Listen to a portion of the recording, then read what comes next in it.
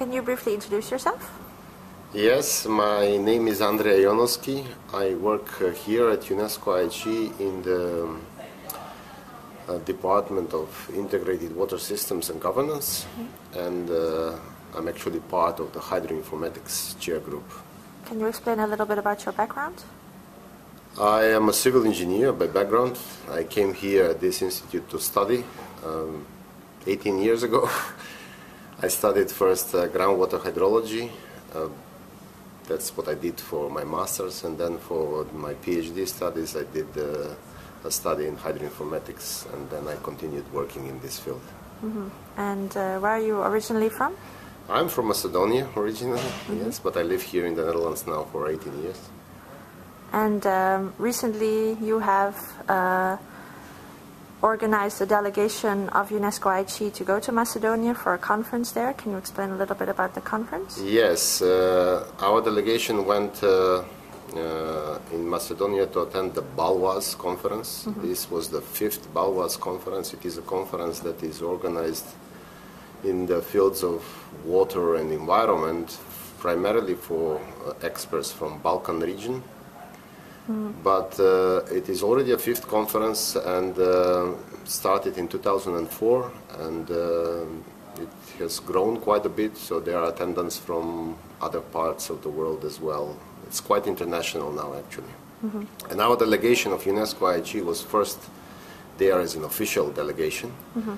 I attended the first conference in 2004, and the 4th conference in 2010 as just an attendee of the conference, but this time we decided to have a bit more prominent presence on this conference, because it is, we think, important both for our institute and for the conference and for this region in our fields. Why do you think UNESCO-IHE should be involved more in the Balkan region? It is a region that lacks capacity in many ways in the fields of water and environment, and I think we can contribute to develop this capacity in the fields of water and environment. I am from the hydroinformatics field, and I have a strong belief that we can help with all kinds of tools that are emerging in our fields to make a more integrated and more successful approach to these problems in the region. Mm-hmm. And can you finally say also a little bit from your point of view what the issues are in the Balkan region with regard to water and environment? Well, there are many difficult issues. Mm-hmm. I think individual countries have their own problems with lack of capacity individually within the countries, but also many of the water resources are shared in the region.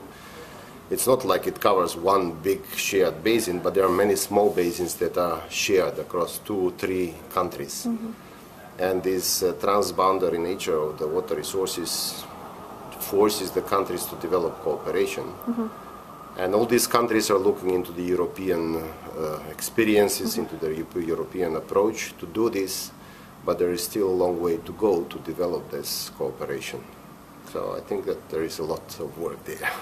And aside from capacity building, training, how can UNESCO-IHE be involved more also with regard to networking or partnerships? Yes, actually we already started some discussion about the possibility to start develop a Balkan network on water and environment around this event of BALWOIS. It's really important that different knowledge organizations, universities start collaborating.